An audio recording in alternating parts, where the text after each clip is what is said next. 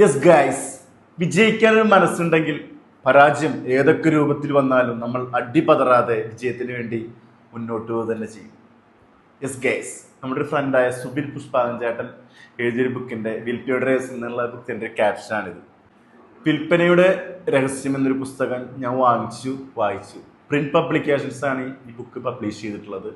അപ്പോൾ ഞാൻ ഏകദേശം ഒരു 15 കൊല്ലത്തോളമായിട്ട് സെയിൽസ് ഫീൽഡിൽ ആക്റ്റീവായിട്ട് വർക്ക് ചെയ്യുന്ന ഒരാളാണ്. ഒരു 12 കൊല്ലമായിട്ട് ഒരു കമ്പനിയിൽ തന്നെയാണ് വർക്ക് ചെയ്യുന്നത്. ബാത്ത് എന്ന കമ്പനിയിലെ ടെറിട്ടറി മാനേജറായിട്ട് വർക്ക് ചെയ്യണം. അപ്പോൾ ടീമൊക്കെ ആയിട്ട് വർക്ക് ചെയ്യാണ്.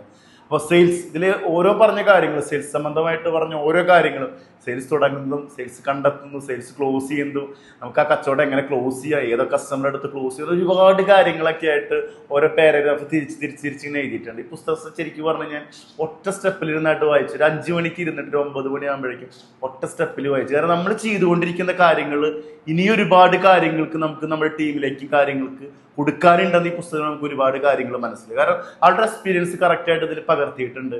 ആളെ നമുക്ക് പേഴ്സണലി ആയിട്ട് അറിയാം. ആൾ ഒരുപാട് മേഖലയിൽ എക്സ്പീരിയൻസ് തെളിയിച്ചിട്ടുള്ള ആളാണ്. അതുകൊണ്ട് ഈ പുസ്തകം ഞാൻ റെക്കമെൻഡ് ചെയ്യാണ്. എൻ്റെ ടീമിനാൽ ഞാൻ റെക്കമെൻഡ് ചെയ്യുന്നു. അപ്പം തന്നെ എല്ലാവർക്കും സെയിൽസ് സംബന്ധമായിട്ട് വർക്ക് ചെയ്യുന്ന എല്ലാവർക്കും, അതുപോലെ തന്നെ പ്രൊഫഷണലി വർക്ക് ചെയ്യുന്ന ആളുകൾക്കൊക്കെ ഈ പുസ്തകം നല്ല ഗുണം ചെയ്യാൻ വെച്ചാൽ ഒരുപാട് കാര്യങ്ങൾ പറയുന്നു. Time management, money management, sales closing, sales technique, NLP, ഒരുപാട് കാര്യങ്ങൾ ഇതിൽ ഈ പുസ്തകത്തിൽ വർക്ക്ഔട്ട് ചെയ്യുന്നുണ്ട്. ശരിക്കും നമ്മൾ ഇത് വായിക്കും, നമുക്ക് ഇമാജിൻ ചെയ്യുന്ന രീതിയിൽ നമുക്കത് കിട്ടും. അപ്പം എന്തായാലും ഫുൾ സപ്പോർട്ട് സുബിൻ ചേട്ടാ. നല്ലൊരു പുസ്തകമായിരുന്നു. നമുക്ക് ഇനിയും ഇങ്ങനത്തെ ഒരുപാട് പുസ്തകങ്ങൾ നിങ്ങൾക്ക് ചെയ്യാൻ പറ്റട്ടെ.